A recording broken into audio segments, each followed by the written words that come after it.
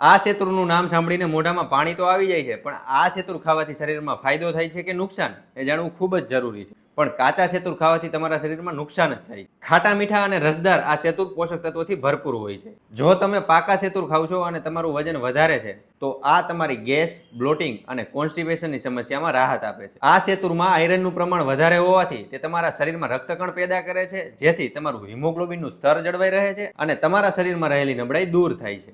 આ પાકેલા શેતૂરમાં રહેલા vitamin A અને ઈ તમારી સ્કિનને ગ્લોઈંગ બનાવવામાં મદદ કરે છે, એજિંગની પ્રોસેસને ધીમી કરે છે અને વાળના મૂળને મજબૂત કરે છે. પરંતુ આ વાતનું ખાસ ધ્યાન રાખજો, ક્યારેય કાચા શેતૂર વધારે પ્રમાણમાં ન ખાતા, કારણ કે આ કાચા શેતૂરમાં ઝેરી રસ રહેલો છે, જેને કારણે તમારી પેટની બળતરા, ઉબકા અને ઉલટી જેવી સમસ્યા થઈ શકે છે. તમે આ રીલ્સ તમારા ફેમિલી મેમ્બર કે ફ્રેન્ડ્સને શેર કરવાનું ભૂલતા નહીં, જેથી તે પણ કાચા શેતૂર ખાવાથી બચી શકે. હેલ્થ રિલેટેડ માહિતી માટે પેજને ફોલો કરવાનું ભૂલતા નહીં. મળીએ નેક્સ્ટ વિડીયોમાં.